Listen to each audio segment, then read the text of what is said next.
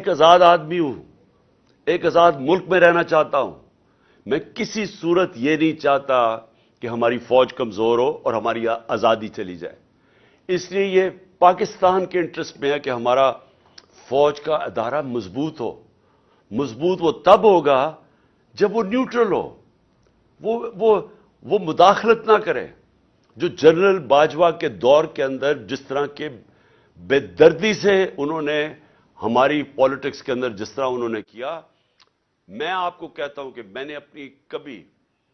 نے اپنی زندگی میں جس طرح کی کھلی دشمنی ہمارے ساتھ کی گئی ان 7 مہینوں کے اندر میں نے کبھی یہ نہیں دیکھا.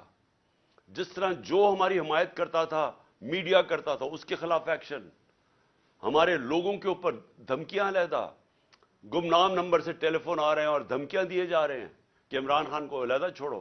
میرے خلاف سٹیٹمنٹس لینے کی کوشش کی، لوگوں کو کہا کہ عمران خان کے خلاف سٹیٹمنٹ دو. یہ جو سارا توشہ خانہ کیس ہے، اس کے پیچھے کون تھا؟ کون ان کو پکڑ پکڑ کے یہ لوگوں سے سٹیٹمنٹس دلوا رہا تھا؟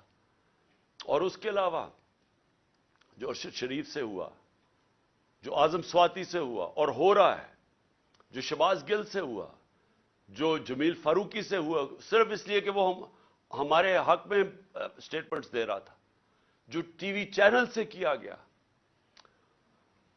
کبھی میں نے آپ کو بتایا کہ میں نے جنرل مشرف کے مارشل لاء کی میں سخت خلاف تھا اور انہوں نے میں نے جیل گیا ان کے دور میں.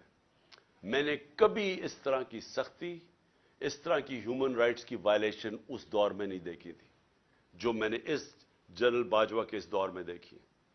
اور مجھے افسوس سے کہنا پڑتا ہے کہ جس طرح کی انہوں نے ہمارے ساتھ سختیاں کی، ایک وہ پارٹی جو کہ پاکستان کی فیڈرل پارٹی ہے، سب سے بڑی پارٹی ہے پاکستان کی اس وقت، میں یہ آگوں کہ پاکستان کی تاریخ میں سب سے بڑی فیڈرل پارٹی ہے. ذوالفقار علی بھٹو کی پیپلز پارٹی بھی اس طرح سارے پاکستان میں نہیں تھی جو آج تحریک انصاف ہے. ایک نیشنل لیول کی پارٹی ہے. ہمیں کمزور کرنے کی کوشش کی.